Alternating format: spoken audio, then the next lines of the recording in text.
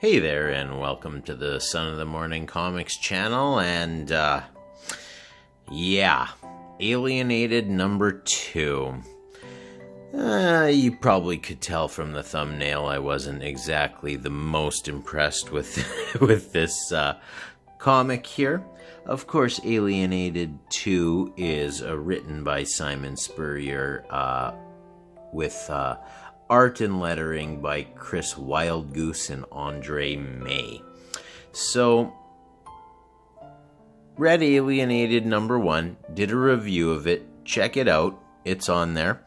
And the story was interesting. It had a very interesting little origin story for the 3 characters named Sam, and how they managed to link their minds together through a confrontation with this alien who I believe they're calling Chip now because he eats lots of chips, which is kind of ridiculous.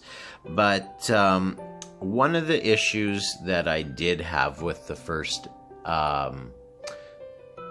issue of this series was that there was what I would describe as some unneeded dialogue, over-the-top dialogue, some areas where, some subversive writing would really have helped if it was employed properly, but I let it go because it was only a couple of panels in the comic, but it appears as though they've doubled down on that going forward here.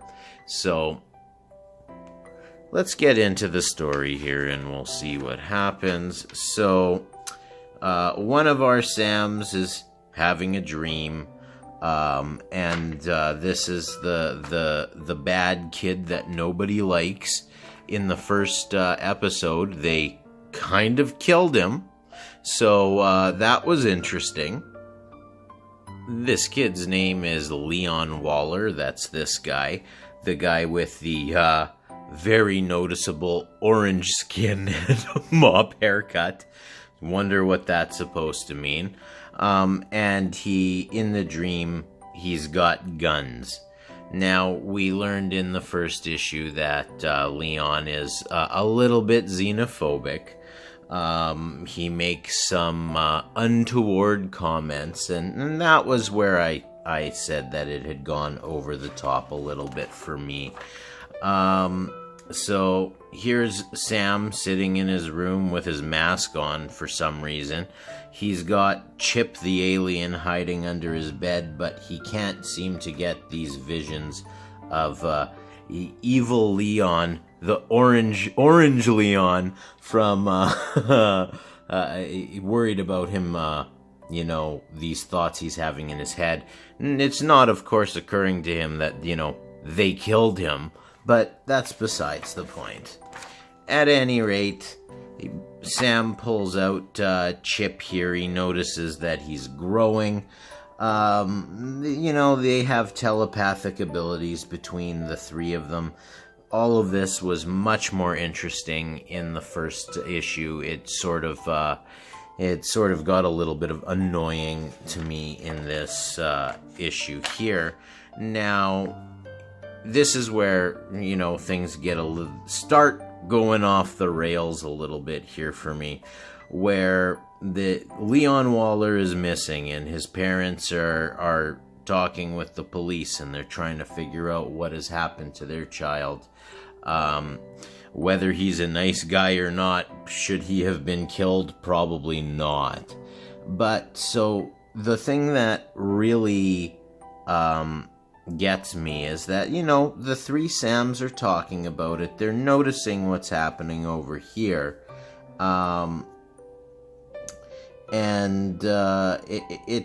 It's kind of a strange little bit of, dialogue here where they're talking about, we're talking about this missing person. It feels nice in a weird kind of way. All of us, tutting and rolling our eyes together like good little outcasts.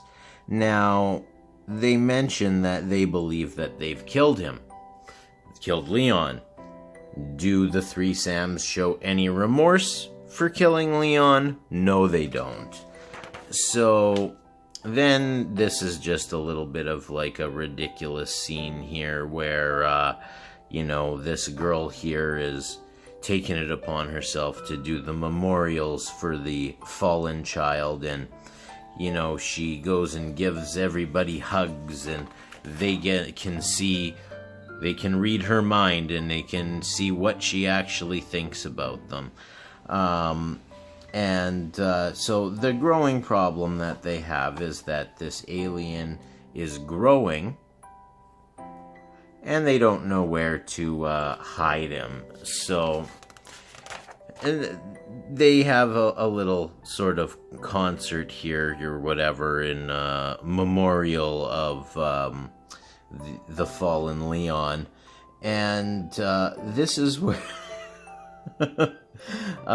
I wonder what this is supposed to represent and what this is supposed to represent. So we have a situation here where there appears to be a political leader who is being attacked and having his hairpiece shot off. I wonder what that's referring to. Now, I'll be the first to tell you here, I'm a Canadian, for starters. Even if I wanted to support Donald Trump, I couldn't because I don't live in that country. I am not a fan of Donald Trump. I'm not a fan of conservatives. In my almost 20 years of voting eligibility in Canada, I have only ever voted on the left wing. But what I don't like to see is this overt orange man bad type stuff. And the reason why I say that is because it's not creative. It's not creative at all. Having Leon be this orange character with a mop haircut who's xenophobic, that's not subversive. There's much better ways to do this that are much more interesting, but Simon Spurrier, I guess, just isn't in that headspace. And so stuff like that turns me off. Like I said, I am most definitely a liberal, but there's one thing in this world that I cannot stand is political discrimination.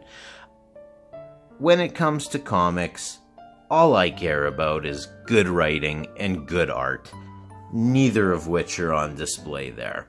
So, I mean, if anybody, and I'll say this, some people may not like this, if you're getting your political opinions, if you're deriving your political beliefs based on what comic book artists are thinking, you should probably check yourself into an institution, because you might need a little bit of help. At any rate, that's my little rant there. That annoyed me. And then I, of course, get more annoyed when now they're here, the three Sams, they realize that through the power of Chip who's growing, they can see dreams, and of course, in the dreams is Leon, and, he's looking menacing as ever. Leon who they killed. And so I just thought that was a little ridiculous, especially considering that in this scene, Sam here is more concerned about his dreams at the bottom of this row than he is about the kid that they killed. So, I mean, these brats just don't seem to be learning. And this is where it gets really strange for me. Like I said, I liked the origin in issue number 1. I thought that they were going somewhere kind of cool with it. But then they, all of a sudden, I don't know if these are angels or what they are. They're divinity guides, I don't know. They're telling the three Sams to kneel before your god. And of course, who is their god? Chip. Chip's the god. And, interesting comment here. One of these fairy angel ghost people says, your fakey good deeds are just transactions. It's how you buy self-congratulations. The other one says, you don't do anything unless it gets you adored.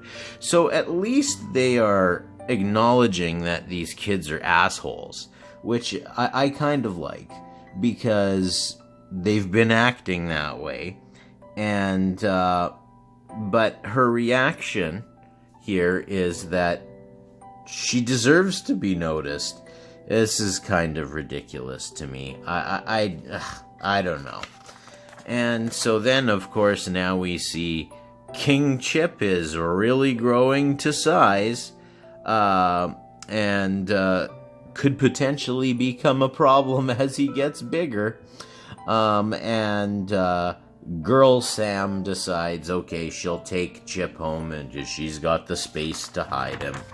And then we have Sam coming home. His mom, who's a cop, wants to talk to him, and she's saying, we need to talk, and it's to be continued.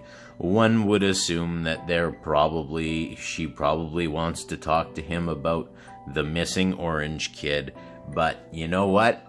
I'm never gonna find out, because not gonna be reading Alienated number 3. You've lost me, guys. I just, like I said before, I can't stress this enough. Subversive writing.